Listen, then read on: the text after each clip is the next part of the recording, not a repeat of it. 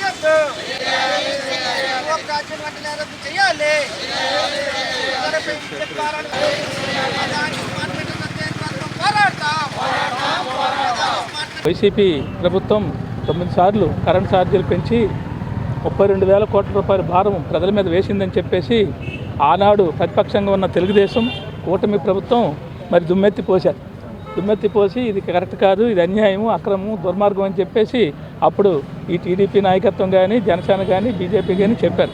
మరి ఈ రోజుకి వచ్చేసరికి మరి అంతకన్నా భారాలు ఈవేళ రాష్ట్ర ప్రధానికం మీద 50,000 కోట్ల రూపాయలు ఈ రూపంలో భారం వేసే పరిస్థితి మనకు కనబడుతోంది. కాబట్టి ఇవన్నీ తగ్గించాలి. స్మార్ట్ మీటర్లు వెనక్కి తీసుకోవాలి, రూమ్ ఛార్జీలు వెనక్కి తీసుకోవాలి, ప్రజల మీద భారాలు తగ్గించాలి అనే డిమాండ్లు ప్రధానంగా ఈరోజు ప్రజల ముందుకు పెట్టి ఆ ప్రజల ముందు సమీకరించాలని అనుకుంటున్నాం. ఎందుకంటే బాదురే బాదురు అని గత ప్రభుత్వం చెప్పింది. ఈ ప్రభుత్వం వాళ్ళు అప్పుడు చెప్పారు, వాళ్ళ మీద వీళ్ళ మీద చెప్పుకోవడం తప్ప ఇద్దరు చేసే పని ఒకటే, ప్రజల మీద భారం వేయడమే ముఖ్యంగా పని. ఈ స్మార్ట్ మీటర్లు ఏమిటి? స్మార్ట్ మీటర్లు ఏంటంటే దొంగచాటుగా దొడ్డిదారిన ఎక్కడెక్కడ బిగించే పని. ముందేమో వ్యవసాయ పంప్ సెట్లకి స్మార్ట్ మీటర్లు అన్నారు, తర్వాత వ్యాపార సంస్థలకు అన్నారు, కమర్షియల్ అన్నారు, ఇప్పుడు అనేక చోట్ల రాష్ట్రంలో కూడా డొమెస్టిక్ పర్పస్ కింద ఇలా కూడా వచ్చేసే పరిస్థితి. కాబట్టి మన మంత్రి ప్రకటన అలాగే ఉండదంటాడు. ఓ పక్క ఉండదంటూనే రెండవ భారాలు పెంచి ప్రజల మీద రోజుకి ఈ భారం వేస్తున్నారు.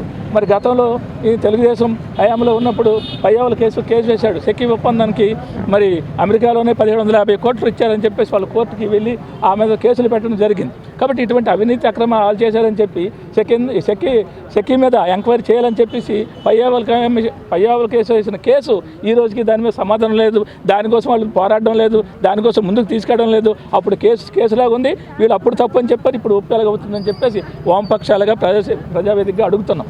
అధికారంలోకి వస్తే ఈ విద్యుత్ భారాల్ని తగ్గిస్తాము, అలాగే పెంచేటువంటి పరిస్థితి లేదు అని చెప్పి మాటలు చెప్పి నమ్మించి ఇవాళ అధికారంలోకి వచ్చిన తర్వాత ఒడ్డు చేరాక తెప్ప తగలేసిన రకాన్ని ఇవాళ చంద్రబాబు నాయుడు కూటమి ప్రభుత్వం వ్యవహరిస్తూ ఉంది.